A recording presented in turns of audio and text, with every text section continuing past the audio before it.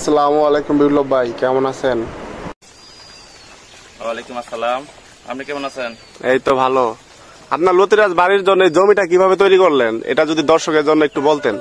আসলে জমিটা আমরা যেভাবে ধান চাষ করি মূলত সেভাবেই করতে হয়, তো কিছু একটু ভিন্ন ধরনের সার প্রয়োগ করতে হয়। তো প্রথমত আমি জমিটা এখানে 3টে চাষ দিছি। তো 3টে চাষের শেষ চাষে আমি সার প্রয়োগ করছি। সার প্রয়োগ করে তারপর আমি এই চারাগুলো রোপণ করছি। কি সার এখানে দেওয়া হয়েছিল শুরুতে? আমরা এখানে মূলত 4-5টা সার ব্যবহার করি। আমি শর্টকাটে বলতেছি, যারা ধান চাষ করেন তারা যে সারগুলো ব্যবহার করেন সেই সারগুলোই আছে। মাঝখানে কিছু সার ছত্রাকনাশক, যেমন এই ম্যানসার আছে, বোরন আছে, ছত্রাকনাশক ম্যানসার, বোরন আছে এবং সালফার আছে, থিওবিট, এগুলো মানে বিভিন্ন সারগুলো একটা মিক্সার করে পরে আমরা শেষ চাষের সময় ছিটাই দিই। তো এই চারাগুলা যখন নতুন অবস্থায় লাগানো হয় তো এগুলা দূরত্ব মানে কত ফিট দূরত্ব লাগানো লাগে? আসলে এই যে আমরা যে এই পানি কচু চাষ করছি, এইটা দেখতেছি, এটা পানি কচু। তো পানি কচু আমরা 1 হাত বাই 1.5 হাত, একটা সারি থেকে একটা সারি হয় 1.5 হাত, আর একটা গাছ থেকে একটা গাছ হয় 1 হাত। আর লতিরাজ যেটা, এটা আমরা একটা সারি থেকে একটা সারি 1.5 হাত দিই, আর একটা গাছ থেকে একটা গাছ এই আমরা 1 ফিট অথবা মুঠো ভাত এইভাবে দিলে হয়। কারণ যেহেতু আমরা ওগুলা কাঠ বিক্রি করি না, শুধু লতি বিক্রি করি, এটা 12 মাসি লতি হয়, এটা 12 মাসি চাষ করা যায়। তো বিপ্লব ভাই, জমিতে তো পানির ব্যবস্থা মনে হয় অন্য কোনা থেকে দেওয়া নাই, কে তো পানিগুলো আপনারা কিভাবে দিতেছেন জমিতে? আসলে আমাদের পানি এখানে দেওয়া লাগে, তো পানি ব্যবস্থা আছে, এটা আমরা হয়তো দেখেন না, আমাদের সাইড থেকে ড্রেন করা আছে। আমরা জমির 4টা সাইডে ড্রেন করা, কারণ ড্রেন না থাকলে, পানি নিষ্কাশনের ব্যবস্থা না থাকলে জমি চাষ করা যাবে না। যে কোনো জমি যদি চাষ করতে হয় পানি নিষ্কাশনের ব্যবস্থা রাখতে হবে। কারণ আমরা এই লতিরাজ বাড়ি 1 এবং কি আমরা যে পানি কচু, যে নিউটন কচু আছে আমার কাছে, পানি কচু 1 আছে। তো এগুলা প্রতিটা কচুতে রোপণের পরে আপনার কমসে কম আপনারা এই 15 থেকে 20 দিন পানিটা ধরে রাখবেন। 15-20 দিন পরে ইনশাআল্লাহ তখন আস্তে আস্তে লতি আসা শুরু হবে, তখন আমরা পানি নিষ্কাশনের ব্যবস্থা করবো। তখন পানিটা ছেড়ে দিলে তখন আমরা লতির কালারটা সুন্দর থাকবে। আর এই যে লতিতে মানে ঘাস দেখা যাইতেছে, এই ঘাস দমনের জন্য কি কি ব্যবস্থা নেওয়া হইতেছে? আসলে ঘাস দমনের জন্য আমাদের জমিতে অনেকটা ঘাস হইলে এখন অনেকে কথা বলে আমাদের ঘাসের জন্য, ঘাস মারার জন্য। তো আমরা ঘাস মারি না এই জন্যই, কারণ ঘাসে কীটনাশক আছে, তো এই ধানে ব্যবহার করে, কিন্তু আমরা কচুতে ব্যবহার করতে পারি না। কারণ এই জন্যই পারি না, এই কীটনাশকটা ব্যবহার করলে আমাদের কচু গাছ নষ্ট হয়ে যায়, গোড়া পচা ধরে এবং কি পাতা পচা ধরে। তো এই জমির জন্য এটা ক্ষতিকর। যেহেতু ঘাস মারা যায় তখন তো এই কচু গাছটা এক প্রকার ঘাসের মতোই আর কি, তো কচু গাছটা মারা যাওয়ার সম্ভাবনা থাকে। সেই জন্য আমরা এই ঘাস মারা বীজটা ব্যবহার করি না। লতিরাজ বাড়ি 1-এর জন্য যেমন সমস্যা হয়, পাতায় সমস্যা হয় বা ফলনের সমস্যা হয়, এর জন্য কোনো কীটনাশক ব্যবহার করেন কি? কীটনাশক তো অবশ্যই ব্যবহার করতে হবে, কারণ ফসল করতে হলে কীটনাশক কম বেশি দিতেই হবে। কারণ এই যে এখন আপনাদের একটা দেখাই, এই যে আমার একটা পাতায়, এই আমি একটু আগে দেখলাম এই পাতাটায়, এই যে একটা গাছই ধরছে আপাতত, এই যে এখানে দেখেন, এই রোগটা বেশি হয়, কারণ 3-4টা এই যে এরকম। তো এটা হইতেছে জাপ পোকা, লাল মাকড়। তো এই লাল মাকড়ের জন্য আপনারা কীটনাশক ব্যবহার করতে পারবেন। এবং কি আরেকটা পোকা আছে, সেটা হইতেছে লেদা পোকা, এই যে পাতা খায় ফলে আপনাদের আমি একটু দেখাই।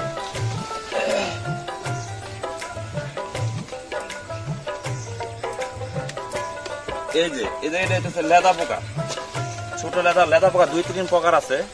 এটা হচ্ছে লেদা পোকায় পাতা খাইছে, এইভাবে পাতাগুলা খায়। আর এটা হচ্ছে জাপ পোকা। তো 2-3টা পোকা আছে এরকমই, একটা মানে বড় লেদা পোকা, একটা ছোট লেদা পোকা, আর এই যে জাপ পোকাটা, এটা আক্রমণটা বেশি হয়। আর সাদা মাকড় আছে, লাল মাকড়, দুইটাই। তো এটার জন্য ভিন্ন ধরনের কীটনাশক ব্যবহার করতে হয়, আর এই লেদা পোকার জন্য ভিন্ন ধরনের কীটনাশক ব্যবহার করতে হয়। জমিতে ফলন কতদিন পর পর পাওয়া যায়, মানে লতি কতদিন পর পর তোলা হয়? আসলে এই লতিরাজ এখানে আমার এখানে তিন জাতের আমি চাষ করি, কারণ পানি কচু 1, আর নিউটন, আর লতিরাজ বাড়ি 1, যে গাজীপুরের লতিরাজ কপালে কালো তিলা, সেটা আসলে লতিরাজ যেটা, এটা আপনার 12 মাসে চাষ করা যায়। আর এই নিউটন এবং কি পানি কচু যেটা আছে এটা আপনার 6 মাসের ফসল। তো এটা কার্তিক মাসে চাষ করা লাগে, তো এটা আগে করলে ফসলটা বেশি একটা সুবিধা হয় না। আর লতিরাজ বাড়ি 1 যেটা এটা আপনার 12 মাসে চাষ করতে পারবেন। না, অনেকেই তো বলে লতি এটা অল্প দিন ফলন দিবে, তারপর এরপর আর দেয় না। তো কতদিন থাকবে লতিরাজ বাড়ি 1? মানে আসলে এটা কিন্তু 12 মাসের জাত, আর একটা ফলন আপনার একটা বছর থাকে। একটা বছরের ভিতরে আপনি 2 মাস পর পর আপনি মনে করেন যে 2 মাস পর থেকে ফলন আসা শুরু হয়। আপনি প্রায় 8 থেকে 9 মাস আপনি ফলন পাইবেন। 8 থেকে 9 মাস না? হ্যাঁ। কয়টা জাত আছে আপনার এখানে? এখানে তো আমরা দেখতেছি যে একটা, না এর আগে বলছি আমি, আমার কাছে 3টা জাত আছে। কারণ এখানে এই জাতটা দেখতেছেন নিউটন, এটা প্রায় 10 থেকে 12 ফিট উঁচা হবে গাছটা, সবচেয়ে বড় জাতের কচু এটা। আরেকটা আছে আমার এই যে পাশের যে প্রথম একটা প্রজেক্ট করছিলাম আমি, ওই প্রজেক্টে আছে পানি কচু 1। সেটা গাছটা খাটো হয় কিন্তু কাঠটা অনেক মোটা, তাজা বড় মোটা হয় আর কি, গাছটা আবার খাটো হয়। আচ্ছা বিপ্লব ভাই, তো আপনি এখানে কত বিঘা জমি চাষ করেন? আমার এখানে আছে শুধু 2 বিঘা, এটা মানে 2 বিঘা একটা প্রজেক্ট, আর পাশে আরেকটা আছে 1 বিঘার প্রজেক্ট, আর আর হেমুর আরেকটা প্রজেক্ট আছে 1.5 বিঘার মতো। ইন টোটালে প্রায় 4.5 বিঘা জমি আমরা যে কচু প্রজেক্ট করা হয়। 4.5 বিঘা। তাহলে সপ্তাহে আপনার লতি কিরকম পরিমাণ আসতেছে? সপ্তাহে আসলে ওইভাবে তো আমরা এক এক খেতে এক এক রকম ফলন আসে, কারণ আমার এই গাছটার বয়স হচ্ছে 3 মাস, আর পাশেটা হচ্ছে 2 মাস, আরেকটা আছে ওটার বয়স হচ্ছে প্রায় 4 থেকে 5 মাস। তো এক একটা ফলন এক এক রকম আসে। তো আমি বলবো ইন টোটাল ওইভাবে হিসাব করা হয় না। তো সপ্তাহে বিঘা প্রতি আপনার এভারেজ যখন গাছের বয়স 2 মাস হয় তখন একটা ফলন আসে, যখন আপনার 6 মাস কালে একটা ফলন আসে, এবং কি যখন 8 থেকে 9 মাস আসে তখন অন্যরকম একটা ফলন আসে। তো আমি বলবো এভারেজ 4 থেকে 5 মণ লতি প্রতি সপ্তাহে বিঘা প্রতি সংগ্রহ করা সম্ভব। তো বিপ্লব ভাই, কেউ যদি আপনার এই চাষ দেখে কেউ চাষে আগ্রহী হয়, তার জন্য আপনি কি উপদেশ দিবেন? আসলে কেউ যদি আমার এই চাষবাস দেখে এবং কি আমার এই লতির ফলন অথবা আমার এই প্রজেক্ট দেখে যদি কেউ আগ্রহ করে চাষ করতে চায়, নতুন উদ্যোক্তা, তাহলে আমার কাছ থেকে চারা নিতে পারবে এবং কি আমি চারা পাঠাইতে পারবো, সমস্যা নেই। দূরের থেকে চারা অর্ডার করতে চায়, তাদের জন্য কি ব্যবস্থা রাখা আছে? মানে তারা চারা কিভাবে পাবে? 64 জেলার ভিতরে আমি মোটামুটি আমার মনে হয় 50 জেলার ভিতরে আমার এই চারাটা গেছে। কারণ আমার যতটুকু আইডিয়া প্রায় 40-50 জেলার ভিতরে আমার চারাটা ঢুকছে। কারণ আমি প্রতিটা জেলার ভিতরে আমি কিন্তু সুন্দরবন কুরিয়ার আছে, এই কুরিয়ারের মাধ্যমে আমি প্রতিটা জেলায় চারা পাঠিয়ে থাকি। আমি প্রসেসিং করে বস্তায় করে তারপরে চারাটা পাঠাই। আচ্ছা বিপ্লব ভাই, আপনার কাছ থেকে যে চারা নিবে 1 বিঘা জমিতে চাষ করতে কি পরিমাণ চারা বা কত টাকা খরচ হইতে পারে, যদি একটু বলতেন আমাদের দর্শকদের উদ্দেশ্যে। আসলে একজন নতুন উদ্যোক্তা যদি আমার কাছে চারা নেয়, তার খরচের পরিমাণটা আসলে তার যদি নিজস্ব জমি থাকে, তার জমির তার ভাড়া লাগবে না এবং কি জমির কোনো লিসে কোনো টাকা লাগবে না। তো তার নিজস্ব জমি যদি থাকে তাহলে 1 বিঘা জমিতে আমি মনে করি 20 থেকে 22 হাজার টাকা হলেই সম্ভব। 20 থেকে 22 হাজার এর ভিতরে হয়ে যাবে, তাই তো? এর ভিতরে মানে হাল চাষ, সার এবং কি চারা মারা সমস্ত 1 বিঘা জমিতে 20,000 থেকে 22,000 টাকা হলেই হবে, এর বেশি লাগবে না। আচ্ছা, কোন সময় চাষ করলে ফলন ভালো হবে বা কৃষক ক্ষতিগ্রস্ত হবে না, এই সময়টা যদি একটু উদ্দেশ্য করে বলে দিতেন তাহলে দর্শকরা অনেক উপকৃত হইতো। আসলে এই লতিরাজ বাড়ি 1 যেটা, এখানে 3টে জাত যেহেতু আছে আমার কাছে, 3টে জাতের ভিতরে 2টা জাতে এক সময় চাষ করা লাগে, আর একটা জাত এই লতিরাজ যেটা দেখছেন এটা আরেকটা সময়। তো এই লতিরাজ বাড়ি 1 যেটা, এটা 12 মাসে চাষ করা যায়। তবে সবচেয়ে ভালো হয় যাদের মানে জমিটা নিচে এলাকা এবং কি যাদের জমিতে পানি থাকে, তারা আমার মনে হয় এই বন্যার পর, মানে অনেক জায়গায় পানি থাকে, বন্যার পরে যখন পানিটা চলে যায় তখনকার যদি চাষ করে এই লতিরাজ বাড়ি 1টা, তাহলে আমার মনে হয় তারা 9 থেকে 10 মাস ফলন পাবে। আর যদি এর আগে চাষ করে তাহলে হয়তো বন্যা পানিতে নষ্ট হয়ে যেতে পারে। সেজন্যই বলবো যারা লতিরাজ বাড়ি 1 চাষ করে তাদের উঁচা জমি তারা 12 মাসে করতে পারবেন, আর যাদের নিচা জমি তারা আপনারা ওই যে বন্যার পানি যখন চলে যাবে তখন আমরা চাষ করবো। আগামী বছর যখন আমরা বন্যার পানি আসবে তখন বন্যার পানি আসার আগে আগে আপনার এই ফসলটা, সমস্ত ফসলটা আমরা উঠে হারভেস্ট করতে পারি, আমাকে বিক্রি করতে পারবে, সমস্যা নেই। আর এই যে আমাদের যে এইটা এই পানি কচুটা শুধু চাষ করার লাগে এটা আপনার কার্তিক মাসে এবং কি আশ্বিন মাসে, কার্তিক মাসে এরকম সময় চাষ করা হয় আর কি। শেষ প্রশ্ন, দর্শকদের মাঝে যদি কোনো কিছু বলার থাকে তো বলতে পারেন। তো আমি দর্শকের মাঝে বলবো যে আপনারা যদি চাষবাসে আসেন তাহলে আপনারা অবশ্যই জেনে শুনে বুঝে চাষ করবেন, কারণ এই কচুর জাতের ভিতরে অনেকটি জাত আছে, প্রায় 65টা জাত আছে কচুর জাতের ভিতরে। তো আপনারা জেনে বুঝে তারপরে আপনারা চাষে আসবেন, কারণ এই জাতটা যদি আমরা না চিনতে পারেন তাহলে ক্ষতিগ্রস্ত হবেন, কারণ এটা এক বছর একটা ফলন, কারণ একটা বছর আপনার জমিতে পড়ে থাকবে।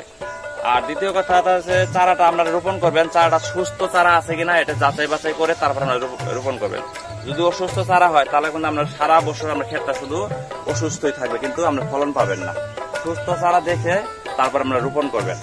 আর আপনার যদি চারা লাগে সরাসরি আমাদের প্রজেক্টে আসবেন, দেখবেন ফলন, দেখবেন লতিটা আছে যে ফলনটা কিরকম আসছে, আপনার চারা কোয়ালিটি কিরকম আছে, এটা আপনারা দেখে তারপর আপনারা চাষে আসবেন। আর যদি না আসতে পারে তার সমস্যা নেই, আমার অনেক ভিডিও দেওয়া আছে, এগুলো ভিডিও আমরা দেখতে পাবেন, আমার চারা ভিডিও দেওয়া আছে। তারপর আমাদের একটু চারাটা আমি একটু দেখাই যে আমাদের চারা কোয়ালিটিটা।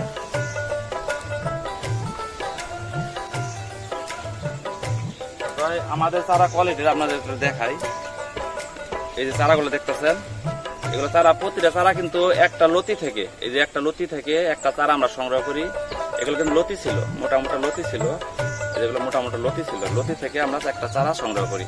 তো এই চারা কোয়ালিটি গুলো দেখেন, এরকম বয়সে চারা লাগাবেন, এই চারা কিন্তু লতি আসে অলরেডি। তো এটা কিন্তু লাগানোর 45 দিন পর থেকে আপনারা লতি সংগ্রহ করতে পারবেন। আর এই যে পানি কচু দেখতেছেন, এই পানি কচু চারাটা আপনাদের একটু দেখাই। এরকম সাইজ চারা আমরা সবসময় রোপণ করবেন। এটা আপনার কচু প্লাস লতি দুইটাই আসে, কারণ এটা আপনার লাগানোর সময় যে কার্তিক মাসে, আপনারা আশ্বিন মাস কার্তিক মাসে লাগাইতে পারেন, সমস্যা নেই। তো এটা এখন লাগাইলে আপনি মনে করেন যে 6 মাসের ফসল, এটা আপনার 2 থেকে 3 মাস আপনার লতি পাবেন, এরপর আপনার কাঠটা থাকবে। আর লতিটা বেশি একটা আসে না, তবে 2 থেকে 3 মাসে আসে। যেহেতু পানি কচু ফসল অল্প দিনের ফসল, 6 মাসের ফসল হয়, কারণ আর ওই লতির বাড়ি ওয়ান যেটা, এটার গাছ যতদিন আছে ততদিন আপনার লতি আছে। তাই সবাই ভালো থাকবেন, সুস্থ থাকবেন, আর আমাদের জন্য একটু দোয়া করবেন। আমরা যেহেতু সবসময় কৃষি কাজে থাকি, আমাদের জন্য অবশ্যই দোয়া করবেন, কারণ যত ভিডিও আমরা এইখানে যত কাজ বাজ করি, এই ভিডিও আপনাদের মাঝে দেওয়ার চেষ্টা, নতুন নতুন আপডেট ভিডিও দেওয়ার জন্য চেষ্টা করি। আজকের মতো এখানে শেষ করলাম। সবাই ভালো থাকবেন, সুস্থ থাকবেন। আসসালামু আলাইকুম ওয়া রাহমাতুল্লাহি ওয়া বারাকাতুহু।